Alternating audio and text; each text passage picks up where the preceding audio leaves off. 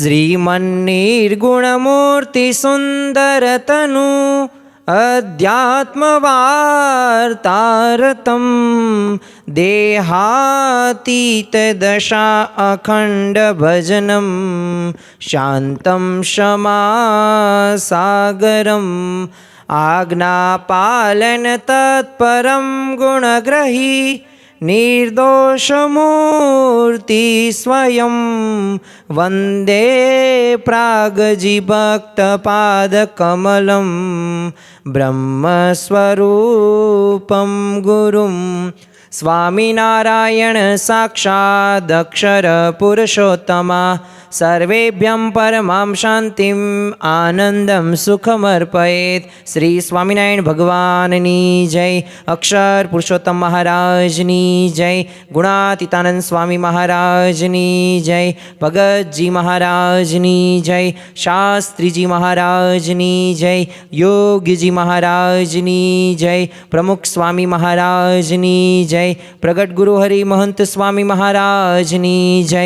સુરત અક્ષરધામ મહોત્સવની જય. દરેક દિવ્ય હરિભક્તોને પ્રાગજી ભક્ત જયંતિ પર્વના જય સ્વામી નારાયણ. 3 દિવસ દરમિયાન આ પ્રાગજી ભક્ત જયંતિ પર્વની અંદર બ્રહ્મ સ્વરૂપ પ્રાગજી ભક્ત કહેતા કે ભગતજી મહારાજના એ જીવન પ્રસંગો હોય, એમના દિવ્ય ચરિત્રો હોય કે એમને અક્ષર પુરુષોત્તમ ઉપાસના માટે એ વેઠેલ ભીડાના આપણે અદ્ભુત પ્રસંગો એ નિહાળવાના છીએ, માણવાના છીએ. ખરેખર આપણા જીવનની અંદર અક્ષર પુરુષોત્તમ સિદ્ધાંતની કેટલી અનિવાર્યતા છે અને એના માટે આપણી ગુણાતીત ગુરુ પરંપરા અને એમાંય તે ભગતજી મહારાજે વેઠેલ ભીડા વિશે જ્યારે આપણે પ્રસંગો સાંભળીશું ત્યારે આપણને ખ્યાલ આવશે કે ખરેખર આ જે વાત આપણને મળી છે ને એ 100% સાચી છે. અને ભગતજી મહારાજના જ્યારે જીવન પ્રસંગો સાંભળીશું ત્યારે આપણને ખ્યાલ આવશે કે એમને અક્ષર પુરુષોત્તમ ઉપાસના માટે એમને કેવો ભીડો વેઠેલો હતો. તો આ 3 દિવસના પર્વની અંદર આપણે ભગતજી મહારાજના જીવન પ્રસંગો હોય, એમના દિવ્ય કાર્યો હોય અને આજના પ્રથમ દિવસે આ પર્વના તો આપણે અક્ષર પુરુષોત્તમ ઉપાસના માટે એ ભગતજી મહારાજે જે વેઠેલ ભીડો છે તો એના અદ્ભુત પ્રસંગોનું આપણે આચમન કરવાના છીએ.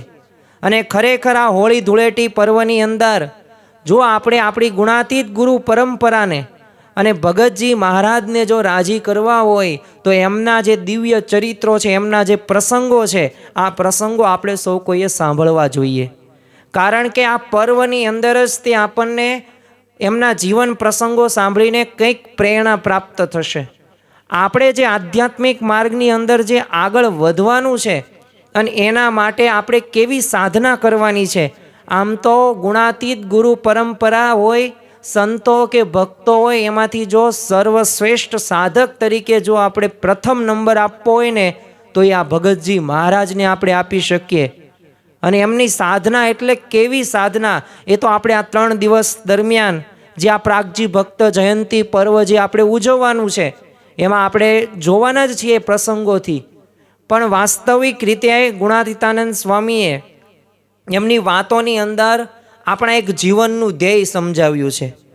આવું ધ્યેયની વાત આવે ને એટલે આપણને એવું લાગે કે પૈસા કમાવીએ, સંપત્તિ મળી જાય, મને કંઈક આવડત મળી જાય, કંઈક સ્કિલફુલ હું કામ કરતો હોય એટલે બસ મારું જીવન પૂરું થઈ ગયું. હું મારા ઘરના બધાય સભ્યોનું ભરણ પોષણ કરું, મારી જવાબદારી સારી રીતે નિભાવું એટલે પૂરું. આ આપણે જીવનનું ધ્યેય આપણા મતે આવું છે.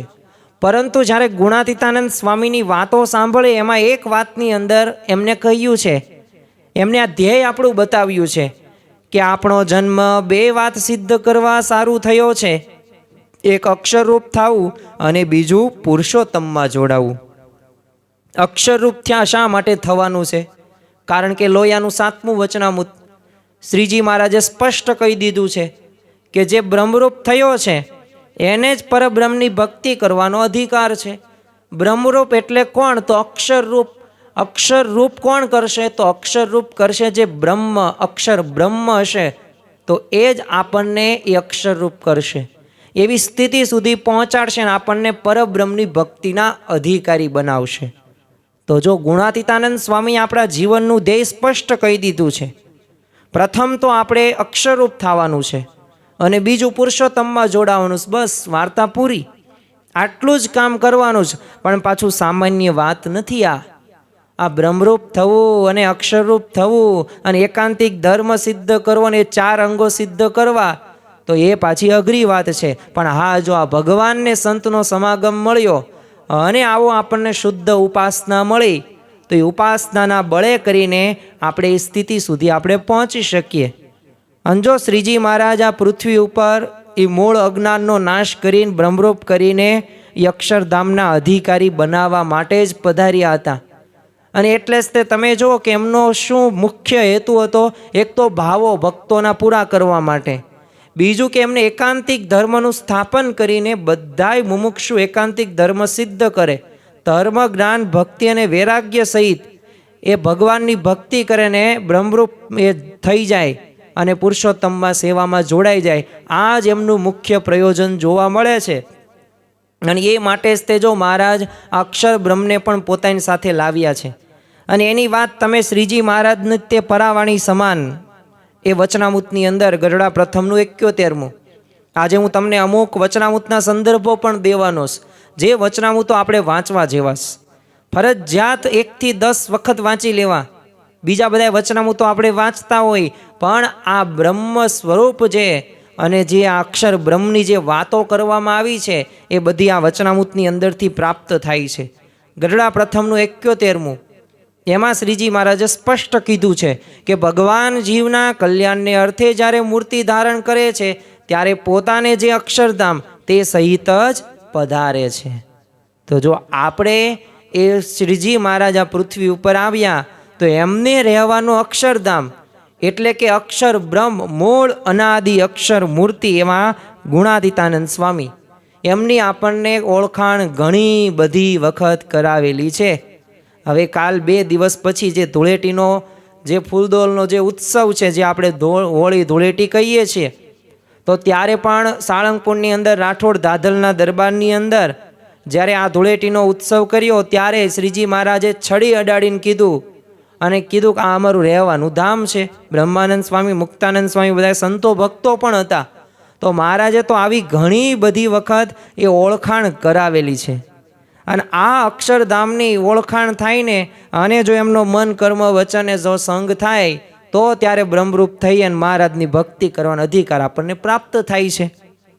એટલે ગુણાતીતાનંદ સ્વામીએ 3જા પ્રકરણની 26મી વાતની અંદર કીધું છે કે આજ વર્તમાન કાળે જેણે દેહ ધર્યો છે તેને તો 1 પગલું અક્ષરધામમાં, ને આ સાધુની ઓળખાણ થઈ તો તેનો 2 પગલાં અક્ષરધામમાં છે. તો હવે આપણને આ સાધુની ઓળખાણ થઈ, સાચા સંતના એ લક્ષણો જે શાસ્ત્રોની અંદર આપવામાં આવ્યા છે, એક ઇન્દ્રિયો કરીને અંતઃકરણ એ દાબીને પોતે વર્તે છે. એમનામાં સાધુના એ જે પંચ વર્તમાનો છે, નિસ્વાદી, નિર્લોભી, નિસ્વાદી, નિર્માની, આ બધાય પંચ વર્તમાન યુક્ત આપણને સાધુની પ્રાપ્તિ થઈ છે. એ સત્પુરુષ આપણને વર્તમાન કાળે મહંત સ્વામી મહારાજ રૂપે મળ્યા છે. અને એ જ ગુણાતીત ગુરુ પરંપરાના જીવનની અંદર આપણને આ ચરિતાર્થ થતું જોવા મળે છે. પણ જો એ સાધુની ઓળખાણ થઈને તો 2 પગલાં અક્ષરધામમાં છે. બાકી 1 પગલું એ અક્ષરધામમાં, બીજું પગલું જ્યારે સાધુનું ઓળખાણ થાય ત્યારે 2 પગલાં થાય. એટલે આપણે આ અક્ષર પુરુષોત્તમ ઉપાસના સમજવી પડે. અને આ અક્ષર પુરુષોત્તમ ઉપાસનાના એ પ્રવર્તનના ઇતિહાસની અંદર ભગતજી મહારાજનું જો બહુમૂલ્ય પ્રદાન છે. અને એમને આવા અક્ષરબ્રહ્મ ગુણાતીતાનંદ સ્વામીના સ્વરૂપને આખું જગ છત્રાયું કરેલું હતું. અને યાદ રાખજો કે ભગતજી મહારાજના જ્યારે જીવન પ્રસંગો આપણે સાંભળીશું ને 3 દિવસ દરમિયાન, ત્યારે આપણને ખબર પડશે કે વાત તો 100% સાચી છે. કારણ કે દરેક શાસ્ત્રોની અંદર અને દરેક પ્રસંગોમાં કંઈક તો ચરિતાર્થ થતું જોવા મળે જ છે. કારણ કે ગુણાતીતાનંદ સ્વામીના અનેક ત્યાગી ગૃહસ્થ શિષ્યો હતા, પરંતુ ભગતજી મહારાજની જેમ સ્પષ્ટ રીતે ગુણાતીતાનંદ સ્વામી અક્ષરબ્રહ્મ છે ને એ વાતનો જે ઉદ્ઘોષ કોઈ કરી શક્યા નહોતા. અરે કોઈક સંપ્રદાયની સમજણમાં બંધાઈ રહ્યા, તો કોઈક મોટાની મોહબ્બતમાં લેવાઈ ગયા. કોઈક વિરોધ કે ઉપાધિ સહન કરવાની બીકના લીધે દબાઈ ગયા. પરંતુ જો આ ભગતજી મહારાજ, આ શાસ્ત્રીજી મહારાજ આ અક્ષર પુરુષોત્તમ સિદ્ધાંત માટે એ પોતે બધું એમને ત્યાગ કરી નાખ્યો. અરે માન, મોટપ, ધન, પૈસા બધુંય તે. હવે સ્વાભાવિક રીતે તમે એક વ્યવસ્થિત રીતે તમારી પાસે આવક છે, તમે મંદિરના મહંત છો, તમને મહંતાઈ આપી, પણ છતાં પણ તમે જો એ મૂકીને ચાલ્યા જાઓ તો કંઈક તો ભાળ્યું હશે ને શાસ્ત્રીજી મહારાજે. કંઈક તો વાત સિદ્ધાંતમાં હશે ને, વાતમાં કંઈક તો તટસ્થતા હશે ને. તો આ જ ભગતજી મહારાજના જીવનની અંદર પણ આપણને સ્પષ્ટ જોવા મળે છે. અને પ્રાગજી ભક્તે જો આ કશાયનો ગણકાર્યા નહોતા. ગમે એટલા માન અપમાન થાય, હળકુતરી તરીકે પણ અપમાન થયેલું છે, પણ પોતે એ ઉત્સાહ કેવો હતો, ઉદ્ઘોષ અક્ષર પુરુષોત્તમનો યદમ્ય જોવા મળતો હતો. તો આજના આ પ્રથમ પર્વની અંદર જે આપણે પ્રથમ દિવસે આપણે મળ્યા છીએ, તો આપણે આ અક્ષર પુરુષોત્તમ ઉપાસના માટે આ ભગતજી મહારાજે કેવો વેઠેલ ભીડો છે. એ વેઠેલ ભીડા સામે જોશો ને ત્યારે આપણને ખ્યાલ આવશે કે આપણા જીવનની અંદર તો કંઈ પ્રશ્નો જ નથી. જ્યારે આપણે ગુણાતીત ગુરુ પરંપરાના જીવન ચરિત્રો વાંચીએ ને ત્યારે આપણને ખ્યાલ આવે કેટલી ઉપાધિ વચ્ચે એવો ભગવાનનું ભજન કરી શક્યા છે ને બીજાને ભજાવી શક્યા છે ભગવાન. અને આપણને તો બસ બધુંય તે A to Z બધું તૈયાર મળ્યું. આમ કહેવાય ને 32 ભાતના પકવાનો તૈયાર આપણી થાળીની અંદર છે, પણ છતાં પણ આપણે જમતા નથી. તો આપણી ભૂખ ક્યારે મીટે? નો ભૂખ, જ્યાં સુધી જમો નહીં ત્યાં સુધી ભૂખ ભાંગે નહીં. પણ જો આ ગુણાતીત ગુરુ પરંપરાએ એ ગુરુને રાજી કર્યા છે, ભગવાનને રાજી કર્યા છે. અને જો શ્રીજી મહારાજનો આ હૃદયગત સિદ્ધાંત છે અક્ષર પુરુષોત્તમ સિદ્ધાંત. અને પછી તમન્ના પણ એટલી જ તે, જો જેના જીવનની અંદર એ અંદરથી ઉમળકા આવે ને, તમન્ના થાય ને ત્યારે રાત દિવસ જોયા વગર એ પોતે મહેનત કરતા જોવા મળે છે. લૌકિક રીતે જોઈએ તો ઘણા બધા ક્રિકેટરો, ફિલ્મ સ્ટારો હોય તો એ બધાએ પોતે કંઈક કારકિર્દી સારી બનાવવા માટે રાત દિવસ પોતે તૈયારી કરે. ક્રિકેટના ગોડ ઓફ ક્રિકેટ તરીકે સચિન તેંડુલકર ઓળખાય છે. તો એ પોતે જે 20-25 વર્ષ સુધી ક્રિકેટ જગતની અંદર રાજ કર્યું, તો એની સફળતાનું રહસ્ય શું? એવરી ડે 500 બોલ્સ ફેસ, દરરોજ 500 બોલ ફેસ કરતો. ત્યારે ગોડ ઓફ ક્રિકેટ જોજો, મહેનત માટે તમન્ના કેટલી બધી. સરદાર વલ્લભભાઈ પટેલ તમે જુઓ, અરે ગાંધીજી તમે જુઓ, જવાહરલાલ નહેરુ જુઓ, ચંદ્રશેખર આઝાદ, ભગતસિંહ, રાજગુરુ, ગોપાલ કૃષ્ણ ગોખલે.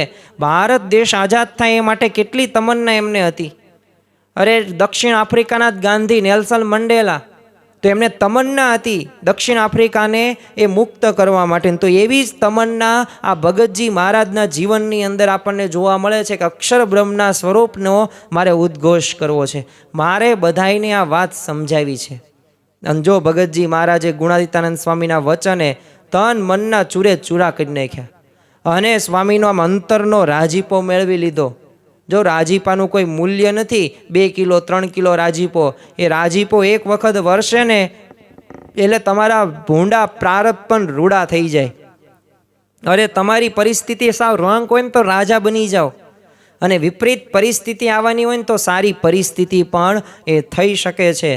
તો જો પોતે તો અનાદિ સિદ્ધ હતા, પણ સાધનાનો એક આદર્શ એક પ્રસ્થાપિત કરવા માટે એક ઉત્કૃષ્ટ સાધકનું ઉદાહરણ એ પોતાના જીવન દ્વારા ભગતજી મહારાજે પૂરું પાડ્યું.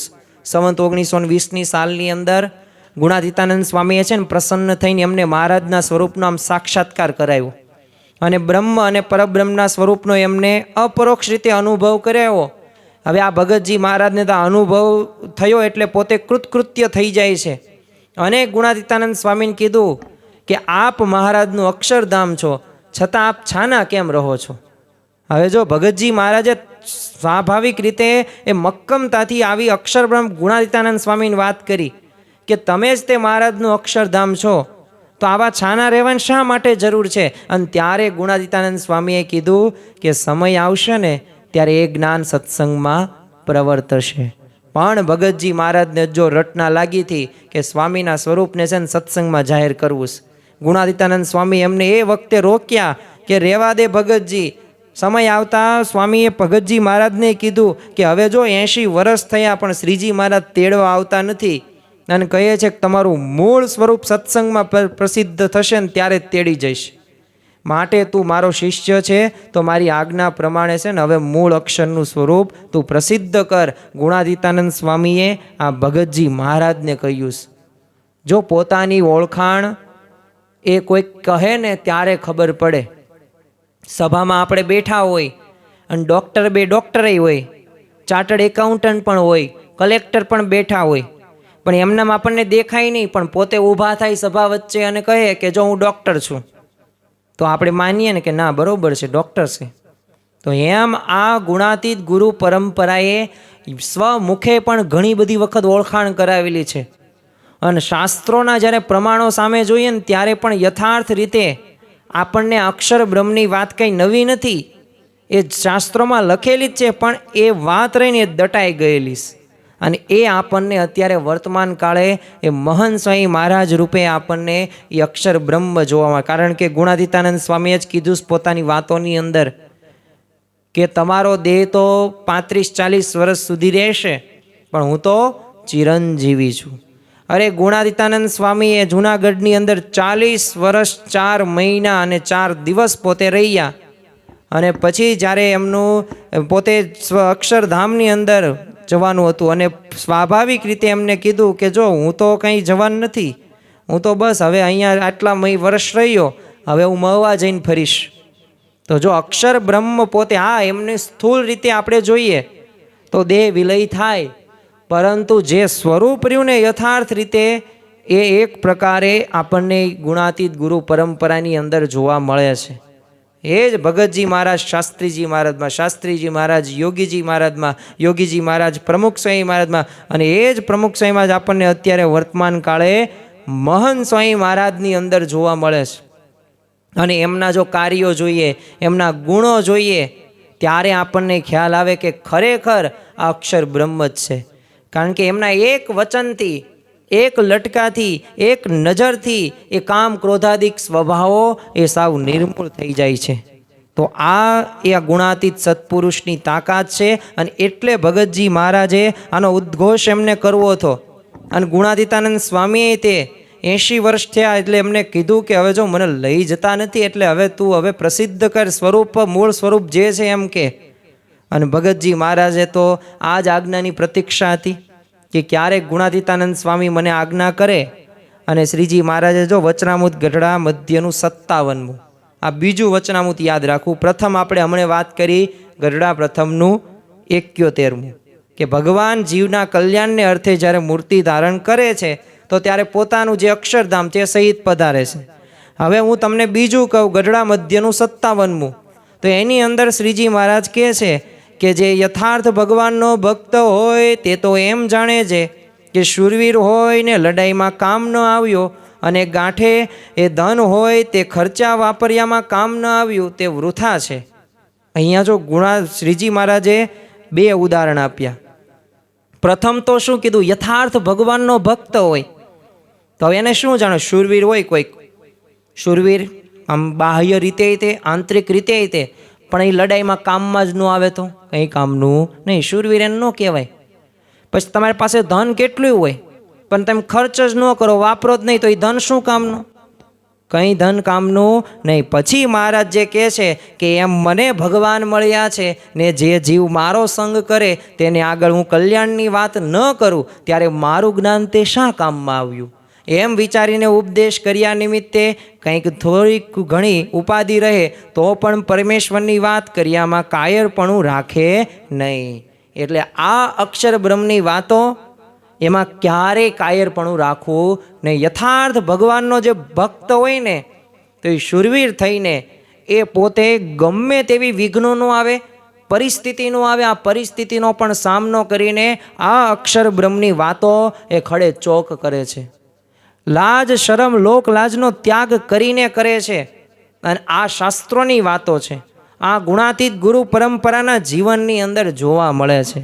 એક નિર્માની, એક આ પંચ વર્તમાનમાં એક નિર્માની સાધુનું આપણી ગુણાતીત ગુરુ પરંપરા સામે જુઓ, છે કંઈ પણ પ્રકારનું એમને માન? નિસ્વાદી વર્તમાન જોવો, આપણી ગુણાતીત ગુરુ પરંપરાના પ્રસંગો છે, એમને નિસ્વાદી વર્તમાનમાં કેટલા સારધાર રીતે પાલન કરે છે. ભગવાનનું પણ એનું નિત્ય અનુસંધાન, એ પરાભક્તિ તમે જુઓ કે નિત્ય પરાભક્તિ આપણને ભગવાન પ્રત્યે આપણને જોવા મળે છે. તો આવા સંત, સાચા સંત ક્યાં મળે? તો બસ મન કર્મ વચને આપણે સમાગમ કરવો જોઈએ. એમાં ક્યારેય કાયરપણું રાખવું નહીં, બીજાને કહેવામાં પણ શરમાવવું નહીં. અને આપણું જ્ઞાન હોય તો પછી કામમાં ક્યારે આવે? બીજાને આપણે કહીએ તો. એમ ભગતજી મહારાજે તો દિન રાત એ જ રટના લાગી કે સ્વામીના અક્ષર બ્રહ્મના સ્વરૂપની વાત હું બધાને કેમ કરીને સમજાવી દઉં. પરંતુ જો અક્ષર બ્રહ્મના ઉદ્ઘોષનું કાર્ય સરળ હતું નહીં. આજે પ્રાગજી ભક્ત જે જયંતી પર્વની અંદર જે પ્રથમ દિવસે આપણે સૌ કોઈ એકઠા થયા છીએ, તો આજે આપણે એક અક્ષર પુરુષોત્તમ સિદ્ધાંત અને આ ઉપાસનાને કઈ રીતે ભગતજી મહારાજે એ પોતે પ્રસિદ્ધ કરીશ એની જ વાતો સાંભળવી છે ને એના જ વેઠેલ ભીડા સામે જોવું છે.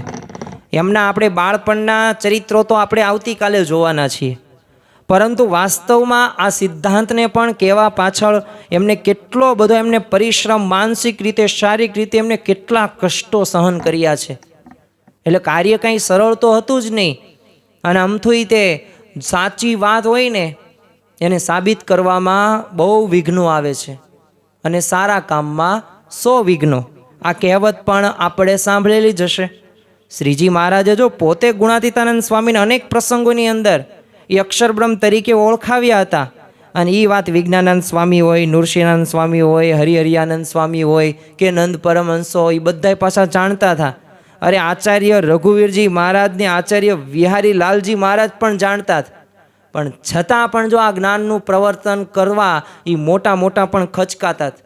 કારણ કે શ્રીજી મહારાજને તે એ ભગવાન તરીકે, સર્વોપરી ભગવાન તરીકે એ જોવા એ જ અઘરી વાત હતી. અને એમાં આ નવી વાત ક્યાંથી કોણ કરે?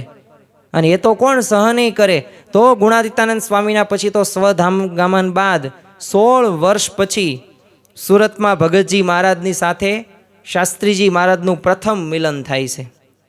શાસ્ત્રીજી મહારાજને એ ભગતજીએ અક્ષર પુરુષોત્તમનું જ્ઞાન સમજાવ્યું. તો શાસ્ત્રીજી મહારાજ કે મારા ગુરુ વિજ્ઞાનાનંદ સ્વામી શ્રીજી મહારાજ સાથે 12 વર્ષ રહ્યા. એમણે મને આ વાત ક્યારેય કરી નથી. એટલે તમે જે અત્યારે વાત કરો છો ને કે મૂળ અનાદિ અક્ષર મૂર્તિ, અને જે અક્ષરની વાત વચનામૃતની અંદર આવે છે, તો એ આ ગુણાતીતાનંદ સ્વામી હતા. તો એ કાંઈ હું માનવું નહીં, કારણ કે મારા ગુરુ વિજ્ઞાનાનંદ સ્વામી મહારાજ પાસે પોતે 12 વર્ષ રહ્યા, એમને સમાગમ કરેલો છે.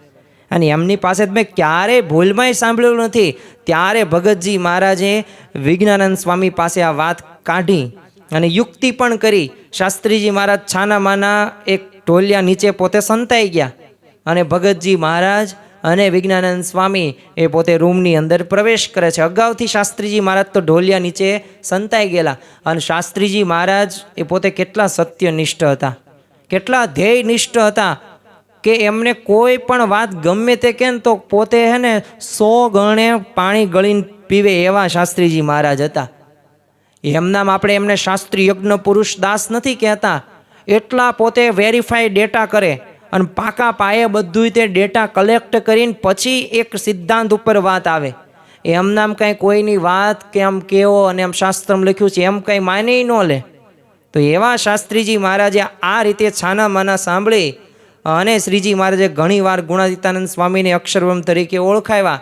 એટલે આવી વાતો સાંભળી એટલે તરત તે શાસ્ત્રીજી મહારાજે છે ને વિજ્ઞાનાનંદ સ્વામીને કીધું, તરત બહાર આવ્યા. વિજ્ઞાનાનંદ સ્વામી થોડાક આમ હચકાઈ ગયા કે હા ક્યાંથી આવ્યા, અને તરત તે કીધું તમે મને અત્યાર સુધી આ વાત કેમ ન કરી?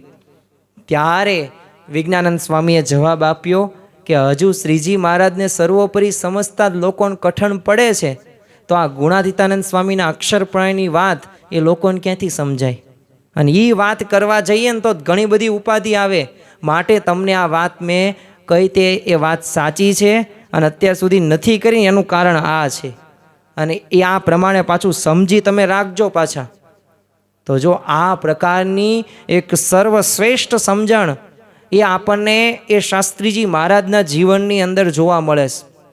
અને ભગતજી મહારાજે ત્યારે એ વિજ્ઞાનદાસ સ્વામી પાસેથી આ વાત કઢાવી હતી. જો વિજ્ઞાનાનંદ સ્વામી એક ત્યાગી હતા, મહારાજના મળેલા હતા, પોતે વિદ્વાન હતા, સુરતના પાછા મહંત હતા, પણ છતાં પણ જો એમને આ કાર્ય કઠણ લાગતું હોય તો ભગતજી મહારાજ તો કોણ હતા? ત્યાગી હતા, ગૃહસ્થ હતા, સામાન્ય પોતે હતા, અલૌકિક દ્રષ્ટિએ સાવ અભણ, કંઈ એવું કંઈ ભણેલા પણ હતા નહીં. તો વિચાર કરો એમના માટે આ કાર્ય કરવું કેટલું કઠિન કહેવાય. તમારી પાસે ધન હોય અને તમે દાન ધર્માદો કરો તો ચાલે, કારણ કે ધન તમારી પાસે છે. હવે નથી ને તમે થોડુંક મેળવીને ગમે એમ કરીને એડજસ્ટ કરીને દાન ધર્માદો કરો છો તો કેટલી અઘરી વાત કહેવાય. આ તો તમને ગાતા આવડતું જ નથી અને તમે સ્ટેજ ઉપર ચડી ગયા એવી વાત થઈ. તમને ક્રિકેટ રમતા આવડતું નથી અને બસ એ T20 વર્લ્ડ કપ અત્યારે ચાલે છે ને એમાં તમે ઓપનિંગ બેટ્સમેન તરીકે તમે હાજર થયા. કેવી હાલત થાય. 150 કિલોમીટર પ્રતિ અવર્સ બોલ આવતો હોય, તમારે તો આમ જોવાનું જ રહે, દડો આમથી એમ જ જાય. એટલે આપણને એમ થાય બોલર ને વિકેટ કીપર જ રમેશ. તો વાસ્તવમાં આ વાત કરવી ભગતજી મહારાજને કેટલી કઠિન લાગી હશે, થોડીક કલ્પના કરીએ ત્યારે આપણને ખ્યાલ આવે. હવે તમને 2 પ્રસંગો જ તે યાદ નથી રહેતા અને તમારે વાત કરવાની, કાંઈ વાત કરી શકો નહીં. પણ જો આ ગુણાતીતાનંદ સ્વામીએ ભગતજી મહારાજને કીધું હતું કે આ કાર્ય કરતાં તારા પર ઘણી ઉપાધિ આવશે, પણ ભગતજીએ ઉપાધિના જો ભયથી ડગે એમ નહોતા. ભલે ગુણાતીતાનંદ સ્વામીએ કીધેલું, ભગતજી મહારાજે એમનું સાંભળેલું પણ હતું, પણ એવો કોઈ પણ પ્રકારનું ટેન્શન ચિંતા પોતે કરતા નહીં. અને જો ભગતજી મહારાજના જીવનની અંદર એક પંક્તિઓ તો ચરિતાર્થ થતી જોવા મળે છે કે સંકટ ભરી જિંદગીથી હારનારો હું નથી, સંકટ ભરી જિંદગીથી હારનારો હું નથી, સાગર ડૂબાડી દે મને એવો કિનારો હું નથી, સાગર ડૂબાડી દે એવો મને એવો કિનારો હું નથી, મારે સદા અંજવાળવા અંધારિયા એ પંથ સો, મારે સદા અંજવાળવા અંધારિયા એ પંથ સો, ચમકીને તૂટી પડે એવો હું સિતારો હું નથી, ચમકીને તૂટી પડે એવો સિતારો હું નથી. તો આ પંક્તિઓ આપણને આ બ્રહ્મ સ્વરૂપ ભગતજી મહારાજના જીવનની અંદર, પ્રાગજી ભક્તના જીવનની અંદર એ ચરિતાર્થ થતી જોવા મળે છે. તમે જો સત્સંગમાં અહમ મમત્વના અંધકારની અંદર એ છુપાઈ ગયેલા પણ અક્ષર બ્રહ્મના સ્વરૂપમાં બધા સમક્ષ એ પ્રગટ કરવું ને, એ ભગતજી મહારાજે નક્કી કરેલું હતું. એટલે એમાં સંકટો કે દુઃખો આવે ને તો પણ એમનું સ્વાગત કરવા પોતે તૈયાર હતા. માણસના જીવનની અંદર જ્યારે બધુંય સારું બને ને ત્યારે એને ગમશે, પણ જ્યારે સારું બનવાનું બંધ થઈ જશે ને ત્યારે વ્યક્તિ પોતે હતાશ, નિરાશ અને ડિપ્રેશનમાં વહી જાય છે. પણ જો ભગતજી મહારાજે તો સામેથી આ કસણીની અંદર, આ ઘડતરની અંદર પોતે તપાવવાનું નક્કી કરી નાખ્યું. જે થવું એ થાય, ભલે દેહના મનના ચૂરે ચૂરા થઈ જાય, પણ આ અક્ષર બ્રહ્મ ગુણાતીતાનંદ સ્વામીની જે આ વાત રહીને એમનું સ્વરૂપ રહ્યું ને, યથાર્થ મારે બધાયને ઓળખાવવું છે. અને એના માટે એ મારે રાત દિવસ એક કરવા પડે ને તો કરવું છે. અને ભગતજી મહારાજે જો આ કાર્ય કરવા શું શું કર્યું છે ને એના પ્રસંગો દ્વારા આપણને ખ્યાલ આવશે. હવે આપણે એમના થોડાક પ્રસંગો જોઈએ જેથી આ ખ્યાલ આવે કે અક્ષર પુરુષોત્તમ સિદ્ધાંત જે આ ઉપાસનાની વાત એ ભગતજી મહારાજે એ કંઈ સામાન્ય સ્થિતિની અંદર અને સારું એવું જમવાનું, સારી એવી વ્યવસ્થામાં નથી કરેલું, કેવી પરિસ્થિતિમાંથી પસાર થઈને આ અઘરું કાર્ય કરેલું છે. તો એમના પ્રસંગો જોઈશું ને ત્યારે આપણને વિશેષ પ્રતીતિ થશે કે ખરેખર આપણને આ ગુણાતીત ગુરુ પરંપરા મળી છે.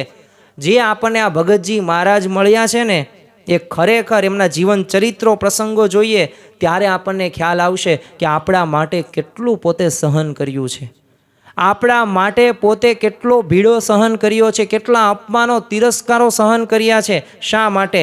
આપણને આ વાત સાચી મળે, આપણને ઉપાસના સાચી મળે અને આપણને અક્ષરરૂપ બ્રહ્મરૂપ થઈને પરબ્રહ્મની આપણે ભક્તિ કરી શકીએ ને એ માટે એમને આખો દેહ, આખું તન મન બને બધુંય તે કૃષ્ણાપણ કરી નાખ્યું છે બીજાના માટે. તો આ ગુણાતીત ગુરુ પરંપરાની આ મુખ્ય વિશેષતા છે. પ્રથમ જ તે આપણે વાત કરવી છે કે જૂનાગઢની અંદર એ અક્ષર બ્રહ્મના ઉદ્ઘોષ માટે એ અખંડ વાતો ભગતજી મહારાજ કરતા.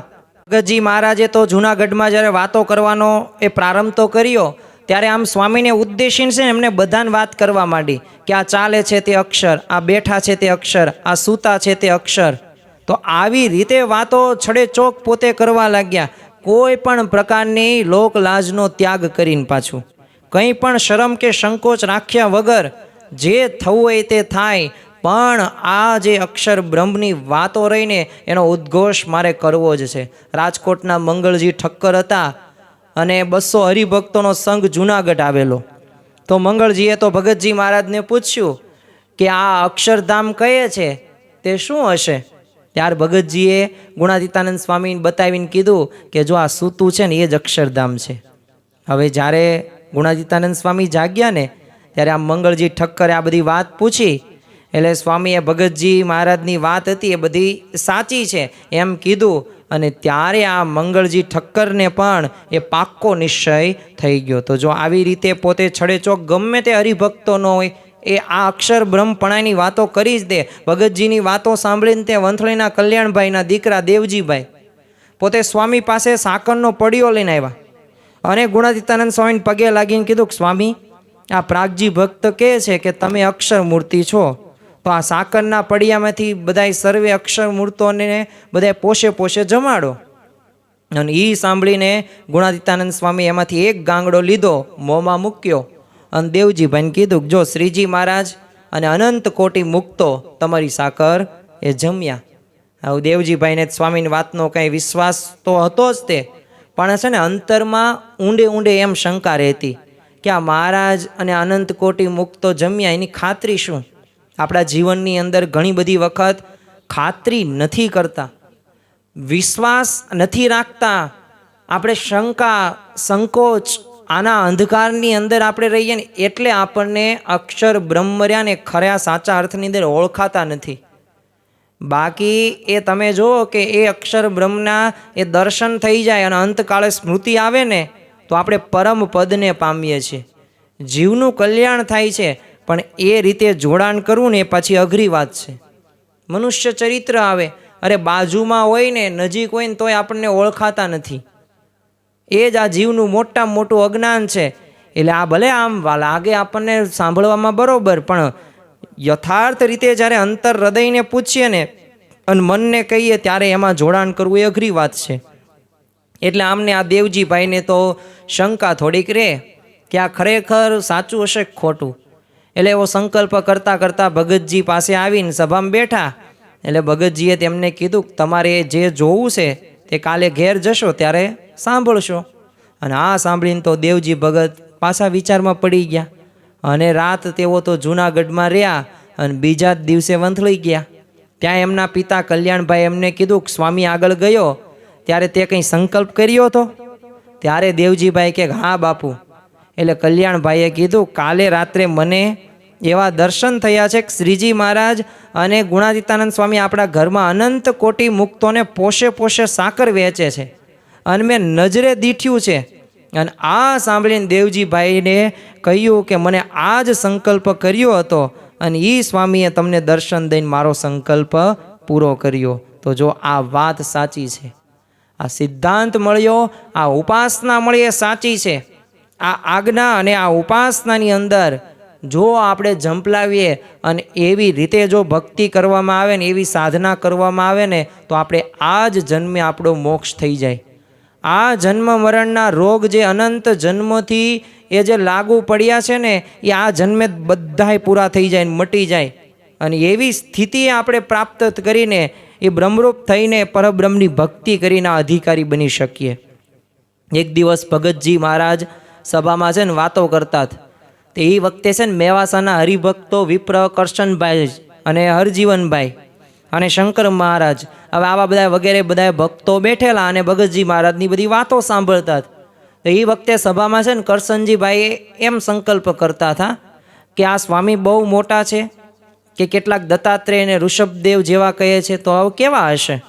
એટલે આવો સંકલ્પ એટલે કર્યો. ત્યારે એમનો સંકલ્પ જાણીને ભગતજી એમના સામું જોઈને કીધું કે શું સંકલ્પ કરો છો? અને એમ કહીને એમનો હાથ ઝાલીને સ્વામી તરફ બતાવીને કીધું કે આ બેઠા છે ને એ જ સ્વામી મૂળ અક્ષર છે, ચાલો સ્વામી પાસે હું તેમની પાસે કહેવરાવું. અને ત્યારે એમણે કીધું કે એ તો મને સમજાયું, પણ મારે તમારો વિશ્વાસ છે. પણ જો તોય તે હાથ ઝાલીને ભગતજી મહારાજ એ આમને લઈ જાય છે ગુણાતીતાનંદ સ્વામી પાસે. અને એમને જોઈને સ્વામીએ કીધું કે આ પ્રાગજી કહે છે ને એમ જ છે. અને ત્યારબાદ તો તેઓએ આ જ્ઞાનનું જીવનભર પ્રવર્તન કર્યું અને કૃષ્ણજી અદાના લાડીલા નામે એ ગુણાતીત જ્ઞાનના જ્યોતિધર તરીકે પોતે પ્રસિદ્ધ પણ થયા. તો ખરેખર એમના જીવનની અંદર એ આપણને આ જોવા મળે છે. એટલે જે સંકલ્પો આપણે કરીએ છીએ ને એ બધાય સંકલ્પો એ ગુણાતીત સત્પુરુષ એ જાણે છે. તનકી જાણે, મનકી જાણે, જાણે ચિત્તકી ચોરી. હવે એની હાથમાં જ દોરી છે, તમે એનાથી કાંઈ છુપાઈ ન શકો. એટલે તમે જે એમ માનો છો ને કે કંઈ ભગવાનને સંત જાણતા જ નથી, અરે બધુંય જાણે છે. પણ આ તો ભગવાનને સંત કેવા દયાળુ છે, કૃપાળુ છે, આપણી ભૂલો આપણા સ્વભાવો સામું જોતા જ નથી. જો જોવે ને તો આપણી પાસે પોતે એ આપણે રહી ન શકીએ. કારણ કે આપણને આપણા જીવ ઉપર આપણને એમ લાગે કે ઓહો હું આવો છું. એટલે આપણો જ આપણના શરીર, આપણું જે સ્વભાવ જ આપણને ન ગમે. પણ આ ભગવાનને સંત સ્વભાવ સામું જોતા નથી. એક જ જોવે છે કે મારો થયો સત્સંગમાં રહ્યો છે, આજ નહીં તો આવતીકાલ. મારે આની તલ માત્ર કસર એ ટાળવી છે, મારે આને શુદ્ધ કરવો, પવિત્ર કરવો છે. એના માટે જ તે જો ઘણી બધી વખત પરીક્ષા થાય છે. અને એ પરીક્ષાની અંદર એ જે ભક્ત પાસ થઈ જાય છે તો એ એવી સ્થિતિ સુધી પોતે પહોંચી શકે છે. અને એ સ્થિતિ સુધી પહોંચવા માટે એ સાધના કરવી જરૂરી છે. જૂનાગઢ મંદિરના કોઠારી હતા ત્રિકમદાસને, હવે સ્વામીના શિષ્ય હોવા છતાંય તે આ ગુણાતીતાનંદ સ્વામી મૂળ અક્ષર સ્વરૂપનો નિશ્ચય નહોતો. એટલે ભગતજીએ તો સ્વામીનો અતિ અપાર મહિમા કીધો અને સ્વામી જ મૂળ અક્ષર છે એવું સમજાયું. પરંતુ સ્વામીનો આવો મહિમા છે ને એમને ન હદ્યો. એટલે એક દિવસ છે ને ભગતજીને વઢીને એમને કીધું કે આવો છે ને બહુ જ છકમાં આવીને છે ને સ્વામીનો અપરંપાર મહિમા કહે છે, તે કોઈ વખત છે ને માર પડશે. આવી ધમકી એ આમને એ આ કોઠારી ત્રિકમદાસ છે એ આ ભગતજીને કીધી, ધમકી મારી. અને ભગતજીનો તો નિયમ જ એવો કે વાત પૂરી થાય એટલે વિષય સાંભળવા ઊભા ન રહે. પણ સ્વામીને આ વાતની ખબર પડી એટલે ત્રિકમદાસને કોઠારમાં બોલાવીને સ્વામીએ કીધું કે તું મારો શિષ્ય છે છતાં મારી મોટપ તને કેમ રૂચતી નથી? ત્યારે એણે કીધું મોટપ તો ગમે છે પણ આ તો સર્વથી અધિક કહે છે. ત્યારે ગુણાતીતાનંદ સ્વામી બોલ્યા કે તારે ભડકો જોવો છે? અને એને હા પાડી. એટલે સ્વામીએ તો બે ભુજા પ્રસારી અને કોઠારમાં એને પોતાનું સ્વરૂપ બતાવ્યું અને એ સઘળું તેજ હતું એ સ્વામીની મૂર્તિમાં સમાઈ ગયું. ત્યારે એણે જાણ્યું કે સ્વામી મૂળ અક્ષર છે. અને પછી તો ભગતજી મહારાજ પાસે જઈને એ આમને માફી પણ માગી. તો જો ભગતજી મહારાજે આ રીતે જૂનાગઢમાં રહીને 150 સાધુઓ, 200 હરિભક્તોને વાતો કરીને એ સ્વામીના અક્ષર બ્રહ્મપણાનો નિશ્ચય કરાવ્યો અને ગુણાતીતાનંદ સ્વામીને જોડ્યા. એટલે આ વાત રહીને એ વાત સાચી છે. બાકી જો આ અક્ષર બ્રહ્મના ઉદ્ઘોષ માટે કોઈ સેવક ન બની શકે. પણ આપણી ગુણાતીત ગુરુ પરંપરા તમે જો ભગતજી મહારાજ આપણે કેન્દ્ર સ્થાને આજ લેવા છે. એટલે બીજા પ્રસંગો આપણે શાસ્ત્રીજી મહારાજના નથી જોતા, પરંતુ આ ભગતજી મહારાજ પણ પોતે અક્ષર બ્રહ્મના ઉદ્ઘોષ માટે આ ઉપાસના શુદ્ધ પ્રવર્તે એના માટે પોતે સેવક થયા છે. આજે બધાને બાપલો થવું ગમે, આપલો થવું કોઈને ગમે નહીં. કારણ કે બધાને પોતાનું વર્ચસ્વ, પોતાની માન મોટા પાડી આવે. પણ ભગતજી મહારાજને એવું કંઈ આવ્યું જ નથી. બસ મારે તો એક જ કામ છે કે આ અક્ષર બ્રહ્મની જે સ્વરૂપની યથાર્થ ઓળખાણ એ જગ પ્રસિદ્ધ કરવીશ. જેટલા સાધુ, જેટલા હરિભક્તો જે યોગમાં આવે ને એ બધાને છડે ચોક કેવું, પછી જે થવું હોય તે થાય. અને કેવા સેવક થયા. સંવત 1921ની અંદર ગુણાતીતાનંદ સ્વામી સંઘ સાથે છે ને વડતાલથી જૂનાગઢ પાછા ફરતા. હવે એ વખતે સારંગપુરમાં વાઘા ખાચરે સ્વામીને કીધેલું મને છે ને સૂક્ષ્મ અને કારણ શરીરના ભાવ બહુ પીડે છે. ઘણી બધી વખત છે ને આપણને જો આવા અનુભવો થાય છે, આપણામાં રહેલા કામ, ક્રોધ, લોભ આ બધા સ્વભાવ રહ્યા ને જતા જ નથી. પણ જો આ સંતનો સમાગમ કરીએ અને મન કર્મ વચને જો જોડાણ કરીએ ને તો એમના જેવા ગુણો આપણામાં પણ આવે. એટલે આપણને વારંવાર કહે છે. આપણને ઘણી બધી વખત એવું લાગે આપણામાં છે ને બાપા બાપા બહુ થાય, પ્રમુખ સ્વામી બાપા, મહંત સ્વામી મહારાજ. પણ કેમ? એમાં તો જોડાવાનું છે. એ જ આપણને શ્રીજી મહારાજ સાથે જોડવાના છે. અને એ જ અક્ષર બ્રહ્મ છે, એ જ સત્પુરુષ છે, એ જ બ્રહ્મ છે. તો એમને જેટલું જોડાણ થશે, કારણ કે એ જ પરબ્રહ્મનો સેતુ સમાન બ્રહ્મને કીધું છે અને આ ઉપનિષદની અંદર લખ્યું છે. એટલે ખરેખર બ્રહ્મનો એ પરબ્રહ્મ સુધી પહોંચવા માટે જો હોય ને તો એ બ્રહ્મ સેતુ છે ને એ બ્રહ્મને આપણે ઓળખવા પડશે, એ અક્ષર બ્રહ્મને ઓળખવા પડશે, તો જ તે આપણે પરબ્રહ્મ સુધી પહોંચી શકીશું. એટલે આ વાત યાદ રાખવી. એટલે આપણા શરીરમાં આવા ઘણા બધા ભાવો પીડે જ છે. એટલે સ્વામી એમને જુનાગઢ સાથે આવવાનું કીધું. તે એમણે કીધું કે મારે તો રસ્તામાં છે ને સેવકની જરૂર પડે. તે સ્વામીએ ભગતજીને એમની સેવામાં રાખ્યા. તો રસ્તામાં જ સેવા કરતાં કરતાં ભગતજીએ વાતો કરવાની શરૂ કરી કે જો આ ગુણાતીતાનંદ સ્વામી છે ને મૂળ અક્ષર માનો ને તો ખારણ શરીરના ભાવ એ ટળી જાય. જો વાત બધી તે મુખમાં છે ને આ જ વાત હોવી પડે. આપણને આ ભગવાનને આ સંતની પ્રાપ્તિ થઈ, છડે ચોક કહેવું સાચી વાત છે, ખોટી વાત નથી. અને આ બધાય તે શાસ્ત્રો આપણને આ પ્રમાણ આપે છે. એ પ્રમાણને આધારી જ આપણે વાત કરવી છે. આપણે કાંઈ બનાવેલી વાત કે ઉપજાવેલી વાત નથી. આ વાત શાસ્ત્રોક્ત છે, એમાં ચરિતાર્થ થયેલી છે, એટલે એમાં પાછા પડવું જ નહીં. એટલે આમને વાત શરૂ કરી દીધી અને આવી રીતના મૂળ અનાદિ અક્ષર મૂર્તિ ગુણાતીતાનંદ સ્વામીની વાતો શરૂ. એટલે વાત વાઘા ખાચરને આ કંઈ ગમ્યું નહીં, એવી બધી વાતો સાંભળી એટલે ગુસ્સે થઈને એમનો તિરસ્કાર કર્યો. અને ગુણાતીતાનંદ સ્વામી પાસે આ વાઘા ખાચર આવે છે ફરિયાદ કરતાં કરતાં, અને કીધું. એટલે ગુણાતીતાનંદ સ્વામીએ કીધું કે જો એમને સેવામાં તેમ નહીં રાખતા તો પછી. પણ વાઘા ખાચરને સેવક વિના ન ફાવ્યું. ના છૂટકે ભગતજી મહારાજને સેવામાં રાખવા પડ્યા.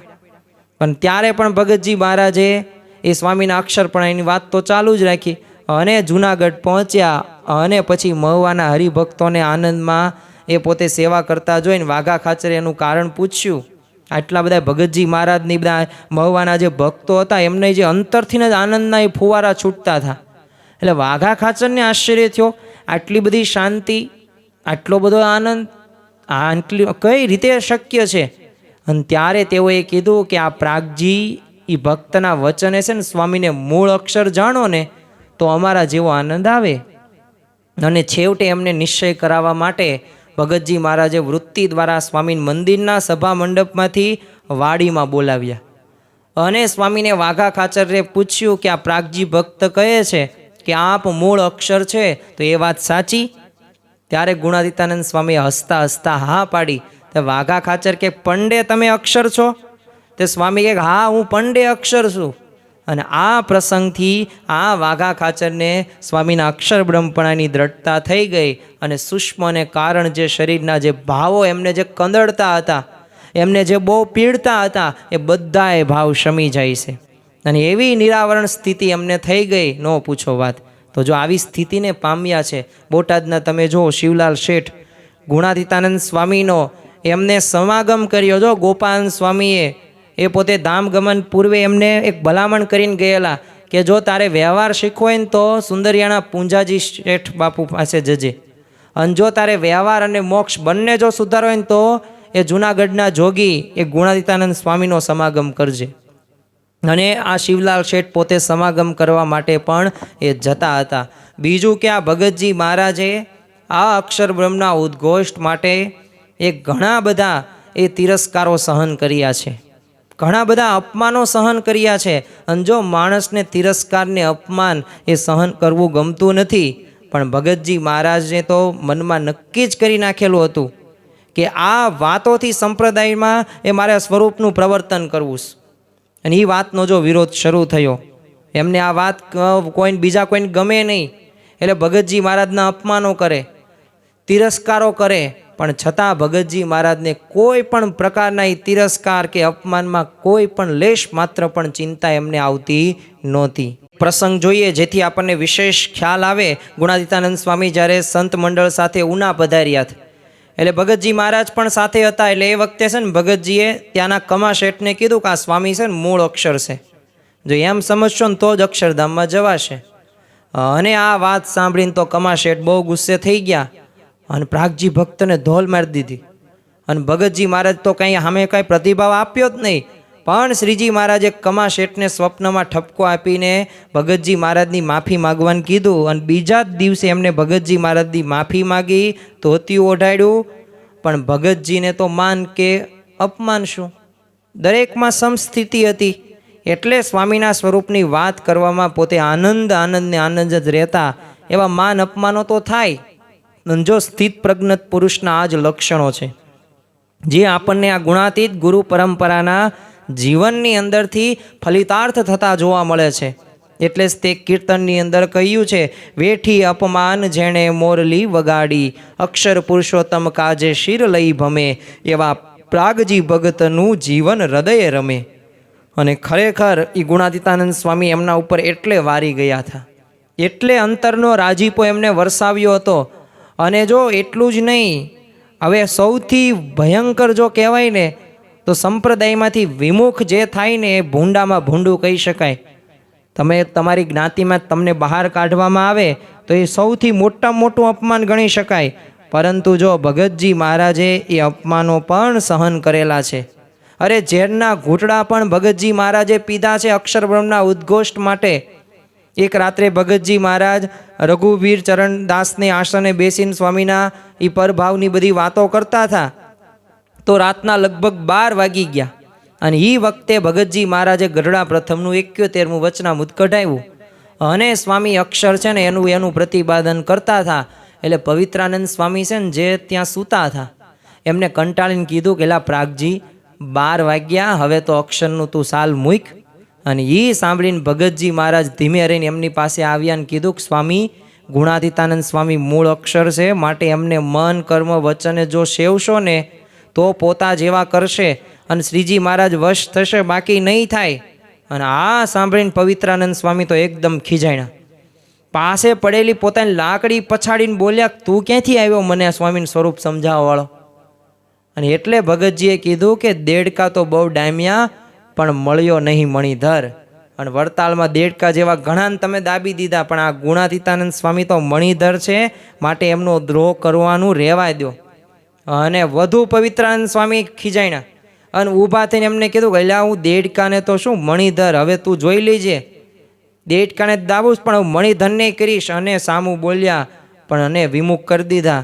પણ જો યાદ રાખો કે આવી પરિસ્થિતિમાં પણ ભગતજી મહારાજ છતાં પણ એ પોતે સહન કરે છે. એ પવિત્રાનંદ સ્વામી નક્કી કરી નાખ્યું કે જો તું મારી સામું બોલ્યો છું ને પણ તને વિમુખ ન કરું ને તો હું પવિત્રાનંદ નહીં. અને આ સાંભળીને ભગતજી મહારાજ હસ્યાને કીધું કે સ્વામી તમે તો મને શું વિમુખ કરશો? હવે તો શ્રીજી મહારાજ મને વિમુખ કરવા ધારે ને તો પણ થાવ એવો નથી, કારણ કે પારસમણીનું કરેલું સોનું પાછું પારસમણી થકી પણ લોઢું કદી થતું નથી. એટલે જો એ ગુણાતીતાનંદ સ્વામીને એમને સમાગમ કર્યો અને એક વખત એ લોઢામાંથી પારસમણી થઈ ગઈ, પછી પારસમણીમાંથી કાંઈ લોઢું ન થાય. અને બીજું પવિત્રાનંદ સ્વામીને કીધું કે લોકમાં કદાચ દેખાવ માત્રે બોલો અને કરો પણ બીજું કશું વળે નહીં. હવે પવિત્રાનંદ સ્વામીનો તો ગુસ્સો હદપાર વધ્યો અને સ્વામી પણ એ વાત સાંભળીને ત્યાં પધાર્યા અને ભગતજીને કીધું પ્રાગજી આ સ્વામીને પગે લાગીને માફી માગ. એટલે ભગતજી મહારાજે તો પવિત્રાનંદ સ્વામીને દંડવટ કરીને માફી માગી, પણ એમને તો તેના સામું જોયું જ નહીં. પછી સ્વામીએ પવિત્રાનંદ સ્વામીને કીધું કે સ્વામી આ પ્રાગજી તમારી માફી માગે છે. સામે પવિત્રાનંદ સ્વામી ઉલટું જોઈને બોલ્યા, એને ને મારે તો ભવમાં ભેગા બેસવું જ નથી. અને આ સાંભળીને ભગતજી મહારાજ હસ્યા અને કીધું કે જો મેં ગુણાતીતાનંદ સ્વામીને સેવ્યા હશે અને સ્વામી જો મૂળ અક્ષર છે ને તો તમારી જ ભેગા બેસીને કથા વાર્તા કરવી છે અને જેવું છે ને એવું જ જ્ઞાન કરવું છે. અને પછી તો પવિત્રાનંદ સ્વામી પોતાનો એ અધિકારનો ઉપયોગ કરીને ભગતજી મહારાજને સંપ્રદાયમાં જ વિમુખ કર્યા. કોઈ પણ પ્રકારના દોષ વિના ભગતજી મહારાજને હળધૂત કર્યા, મંદિરમાં જ કાઢી મૂકવામાં આવ્યા. અને જૂનાગઢના એ ભંડારી સાધુએ ભાથામાં ઝેર નાખીને એ લાડવા આપ્યા. અને અંતર્યામી પણ એ બધુંય જાણતા હતા, પણ છતાં પણ જો સાધુતાના ભાવે એ પ્રસાદ જાણીને ભગતજી મહારાજે લાડુમાંથી થોડુંક અંગીકાર કર્યું. અને ઝેર એટલું બધું તીવ્ર હતું એટલે આમ વેદના તો રોમે રોમમાં વ્યાપી ગઈ. પણ મહારાજે ભગતજીની રક્ષા કરી અને ઝેરની ગરમી એ ભગતજીને જીવનભર સહન પછી તો કરવી પડી. પણ આવા અનંત ઝેર પ્રચાવીને પણ ભગતજી મહારાજે અક્ષર બ્રહ્મના સ્વરૂપનો ઉદ્ઘોષ કરતા રહ્યા છે. અને એટલા માટે જ તે જો એ કવિ એ વનમાળી દાસ એ ભગતજી મહારાજ માટે કીર્તનમાં લખે છે, અક્ષર પુરુષો તમને કાજે માથું લઈ ભમનારજી, વચનામૃતનો મર્મ જાણી ઉપાસના કથનાર, ભગતજી અક્ષર ઓળખનાર. એટલે ખરેખર એ અક્ષરને એ અક્ષર બ્રહ્મને ઓળખવાનાર જો કોઈ હોય ને તો ભગતજી મહારાજે બધાને ઓળખાવ્યા છે. અને સાચે જ એમની જ્યારે આપણે આવા પ્રસંગો જોઈએ ને ત્યારે આપણા જીવનની અંદર એક ગર્વ અને એક ખુમારી પણ આવે કે ઓહો, આપણી ગુણાતીત ગુરુ પરંપરાએ આપણા માટે કેવા કષ્ટો સહન કર્યા છે, કેવા તિરસ્કારો, કેવા અપમાનો વચ્ચે પણ પોતે અડીખમ ઊભા રહ્યા છે. તો આપણે પણ આ પ્રાગજી ભક્ત જયંતી પર્વની અંદર આપણે એ તો સંકલ્પ લઈ શકીએ. હવે આપણે તો આટલા બધા કષ્ટો સહન કરવાના જ નથી, તો આ વાતનો પ્રચાર આપણે કેમ નથી કરતા? આ વાત આપણને જે મળી છે મોટી છે, હવે આને આપણે સાચવવાની છે ને બીજાને કહેવાનું છે. ગુજરાતીની અંદર એક કહેવત છે કે આંગળી ચીંધ્યાનું પુણ્ય છે. હવે તમે વિચાર કરો કે એકને તમે સત્સંગી કરો તો તમને એક બ્રહ્માંડ ઉંગારિયાનું પુણ્ય મળે. ગુણાતીતાનંદ સ્વામીની વાતોની અંદર લખ્યું છે. આ આપણે કંઈ નવરા બેઠા નથી, આપણે જમપુરી લખ 84 બધામાં આપણે લીટા તાણી રહ્યા છીએ. જો આ કેફ આવી જાય, આ પ્રાપ્તિનો વિચાર હોય ને તો શક્ય છે. અને આ આપણી ગુણાતીત ગુરુ પરંપરાએ કરેલું છે. અને જો શાસ્ત્રીજી મહારાજનો જે પ્રિય શ્લોક હતો ને એ આપણને ભગતજી મહારાજના જીવનની અંદરથી જોવા મળે છે કે પ્રારંભતે ન ખલુ વિઘ્ન ભયેન નીચ, પ્રારંભ વિઘ્ન વિહતે વિરમંતિ મધ્યા, વિઘ્ન પુનઃ પુનરપી પ્રતિહન્યમાનઃ, પ્રારંભ મૂતજનાઃ પરિતજ્યંતિ. અને ખરેખર એ ઉત્તમ કોટીના મહાપુરુષોનું જે કાર્ય હોય ને કે વારંવાર વિઘ્નો આવે, અરે પછડાટ આવે, પણ છતાં પણ એ આ ધ્યેયનિષ્ઠ પુરુષોનું લક્ષણ શું છે? પોતે ત્યાગ કરતા નથી. એમનું જે ધ્યેય હોય છે, એમનું જે નિશાન હોય છે ને એ પાર પાડે છે. એવા ભગતજી મહારાજની એ આપણને પ્રાપ્તિ થઈ છે. અને પાછું જો વિમુખ થયા ને તોય ઉદ્ઘોષનું કાર્ય પાછું ચાલુ જ રાખ્યું છે. જો વિમુખ થયા પછી પણ જો અમદાવાદ મંદિરે અવશામજી ભગત સાથે તેઓ ગુણાતીતાનંદ સ્વામીની પાછળ ગયા હતા, તો મંદિરના ઓટલે બેસીને રહેતા, એટલે સવારમાં સ્વામી સ્નાન કરવા માટે ત્યાં જ પસાર થાય, તો ત્યારે પણ તેઓ આ જ વાત કરતા કે આ ચાલ્યા જાય છે તે અક્ષર છે, આ બોલે છે તે અક્ષર છે, આ જાય છે તે અક્ષર છે. જો ભગતજી એ અક્ષર બ્રહ્મનો ઉદ્ઘોષ ન કરેત ને, અને એમને જો કષ્ટો સહન કરવા પડ્યા ન હોત ને, તો આ શુદ્ધ જ્ઞાનના પ્રવર્તન માટે જ તેઓ જીવનભર કષ્ટો અને અપમાનો સહન કરતા રહ્યા. અને આ જ એમનો મુખ્ય ઉદ્દેશ હતો. અને જે પવિત્રાનંદ સ્વામીએ એ ભગતજી મહારાજને વિમુખ કર્યા હતા, અને એ જ પવિત્રાનંદ સ્વામીને જ્યારે મૂંઝવણ થઈને ત્યારે ભગતજી મહારાજે કથા વાર્તા કરી અને એમને શાંતિ પમાડી અને સ્વામીના અક્ષરપણાની ત્યારે પ્રતીતિ પણ કરાવી હતી. તો જો જે વાતો એ ભગતજી મહારાજે કહી હતી એ વાત આપણને ચરિતાર્થ અત્યારે જોવા મળે છે. કારણ કે જ્યારે વિમુખ કર્યા ત્યારે કહેલું કે જો વાંધો નહીં, તમે મને વિમુખ કરો, પણ આપણે બંને એ સાથે મળીને એ વાતો કરીશું, જ્ઞાન આપણે એવું કરશું. અને જો એ પરિસ્થિતિ પણ આગામી સમયની અંદર આવી અને સ્વામીના અક્ષરધામ ગમન પછી તે ભગતજીની અસીમ સાધુતા અને પવિત્ર જીવનને લીધે એમનો સત્સંગમાં ફરી પછી તો સ્વીકાર થયો. અને ત્યાર પછી પણ ભગતજી મહારાજે તો બસ એક સમગ્ર જીવન એક આમ અક્ષર બ્રહ્મના ઉદ્ઘોષ માટે ત્યાં સમર્પિત કરી દીધું. એટલે ખરેખર એ ધ્યેયનિષ્ઠ પુરુષોનું લક્ષણ હોય છે કે પ્રારંભ મુતમ જના ન પરિત્યજ્યંતિ.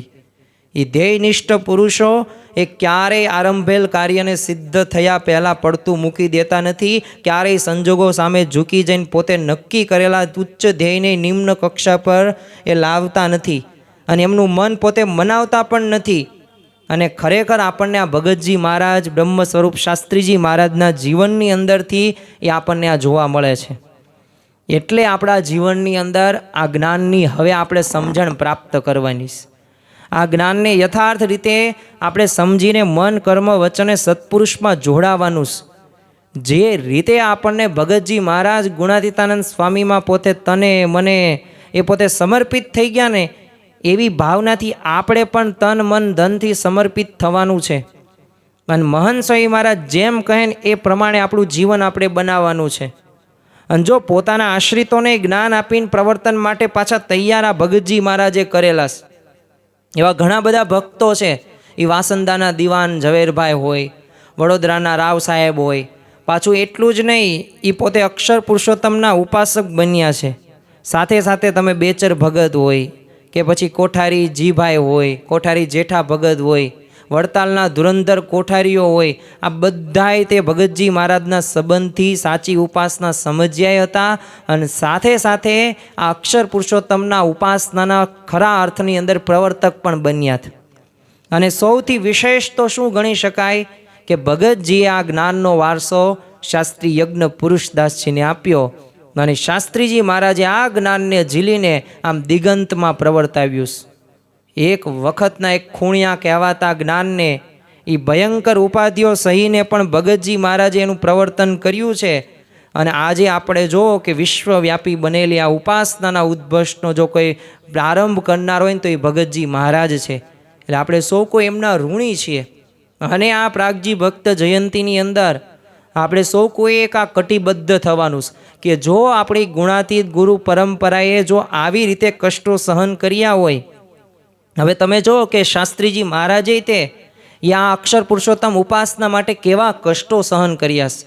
આપણે ભગતજી મહારાજે તો આ સિદ્ધાંત માટે પણ જો એમને પાછું તને મને એ રીતના સમર્પણ કરી દીધેલું. જેમ આપણે શરૂઆતની અંદર મંગલાચરણની અંદર એ આપણે એમની સ્તુતિ કરી કે દરેક આજ્ઞાની અંદર પોતે તત્પર રહ્યા છે. દરેક આજ્ઞા એટલે કેવી, 3-4 હું તમને ટૂંકા ટૂંકા પ્રસંગો કહું તો આપણને ખ્યાલ છે કે જ્યારે એ જે ગુણાતીતાનંદ સ્વામી જે આજ્ઞા કરે ને એ દરેક આજ્ઞા અક્ષરશ પાલન કરે ને તાત્કાલિક પાછી કરે. એમાં તર્ક કે બુદ્ધિ કંઈ વાપરે જ નહીં ને આપણે તો પહેલાં બુદ્ધિ વાપરીએ. આપણે પહેલાં જોઈએ આમ થાય કે ન થાય. હવે ગુણાતીતાનંદ સ્વામી એક વખત ભગતજી મહારાજને કહ્યું કે આમ 50-100 છે ને આમ પાવડા ને તગારા એવું બધું લાવો. ભગતજી મહારાજ તો તરત બધે શોધવા ગયા. બધાય બુદ્ધિશાળી બધા હરિભક્તો હતા ને એને એમ કીધું આજ્ઞા તે છે ને થોડીક વિચારીને પાલન કરવું જોઈએ. હવે આ મંદિર આપણું નાનું છે ને આમાં એટલા બધા થોડા પાવડા ને તગારા હોય. પણ જો ભગતજી મહારાજે એ કોઈ પણ પ્રકારની તર્ક દલીલ કર્યા વગર બસ એ પોતે શોધવા માંડ્યા. જેટલા જેડ્યા એટલા લાવ્યા. એક વખત ગુણાતીતાનંદ સ્વામીએ સભાની અંદર કીધું ગિરનારને બોલાવ્યા હો તો કોઈ ગયું નહીં. ભગતજી મહારાજ તરત ઊભા થઈને જાય તો ઓલો બધા કે કેમ જાશો? એક બસ ગુણાતીતાનંદ સ્વામી આજ્ઞા કરીને એક એલા એ આજ્ઞા કોઈ દે એ તો સ્થૂળ છે, એ જડ છે, એ થોડી અહીંયા આવે. ત્યારે ભગતજી મહારાજે શું કહ્યું, જો આવી રીતે આજ્ઞાનું પાલન કરવાનું. આજના પ્રથમ દિવસે આજ આપણે સમજવાનું આ પર્વ રહ્યું ને પ્રાગજી ભક્ત જયંતી પર્વ એ આપણે અક્ષર પુરુષોત્તમ ઉપાસના માટે જેમ ભગતજી મહારાજે વેઠેલ જે ભીડો છે ને એના પ્રસંગો હવે આપણા જીવનમાં એવા નહીં બને. પણ આપણે આટલી આજ્ઞામાં તત્પર રહેશું ને તોય ઘણું બધું કામ થશે. ત્યારે ભગતજી મહારાજે સમજણ આપતા કીધું કે જો એ ભલે જડ હોય પણ હું ને આ ગિરનારને જઈને અડી આવીને કહીશ કે જો તને ગુણાતીતાનંદ સ્વામી બોલાવેશ પછી એને આવવું હોય તો આવે. મેં મારી આજ્ઞાનું પાલન કર્યું ને ખાલી ગુણાતીતાનંદ આંબાવાડીમાં એટલું જ બોલાવે આંબા સુકાઈશ. કેટલા 300 આંબાને 4-4 દેગડા પાણી પાયું ભગતજી મહારાજે. વતું એમને કરેલું, ચૂનો કાલવાઈને સેવા કરી છે. અરે 3-3.5 વર્ષ સુધી ભગતજી મહારાજ તમે જુઓ કે પોતે એક 24 કલાકમાં 23 કલાક સેવા કરે. પાછું 2 દિવસ ઉપવાસ, 1 દિવસ જમવાનું, પણ એક ટાઈમ જ તે અઘરુવત. તમે જો કે શરીરને આપણે એટલી બધી કષ્ટ ન દઈ શકીએ. આજ્ઞા હજી થોડીક પાલન નહીં થાય, ચાલો આહાર શુદ્ધિ રાખીશું, બહારનું ખાશું પીશું નહીં, ડુંગળી લસણનો ત્યાગ થઈ નિયમ ધર્મમાં રહી શકીએ. પણ શરીરને કષ્ટ દેવું એટલે અઘરી વાત છે. પણ જો એમાંય તે પોતે વ્રત કરવામાં, તપ કરવામાં તે પોતે શૂરવીર હતા, ત્યારે પોતે એવી બ્રાહ્મી સ્થિતિને પ્રાપ્ત થયા છે. તો આપણે એવી સ્થિતિને પ્રાપ્ત કરવા માટે આપણે એ જ શીખવાનું છે કે આપણા જે અત્યારે વર્તમાન કાળે મહંત સ્વામી મહારાજ જે આજ્ઞા કરે ને એ દરેક આજ્ઞાનું આપણે પાલન કરવું છે. બસ એમને આપણે રાજી કરવા છે. અને અનંત જન્મોથી આપણે ભટકીએ છીએ ને તો આ જન્મે આપણે એકાંતિક ધર્મ સિદ્ધ કરીને એકાંતિક સ્થિતિ મેળવી છે. ધર્મ, જ્ઞાન, ભક્તિ અને વૈરાગ્ય સહિત એ બ્રહ્મરૂપ થઈને પરબ્રહ્મની ભક્તિ કરવી છે. આ વિચાર સાથે આપણે આગળ વધવાનું છે. અને શરૂઆત જ્યાંથી કરી ત્યાંથી આપણે આજના આ પ્રથમ દિવસ પૂરો કરીએ. જેમ ગુણાતીતાનંદ સ્વામીએ એમની વાતોની અંદર એક કીધું જીવનનું ધ્યેય આપણને સમજાયું કે આપણો જન્મ 2 વાત સિદ્ધ કરવા સારું થયો છે.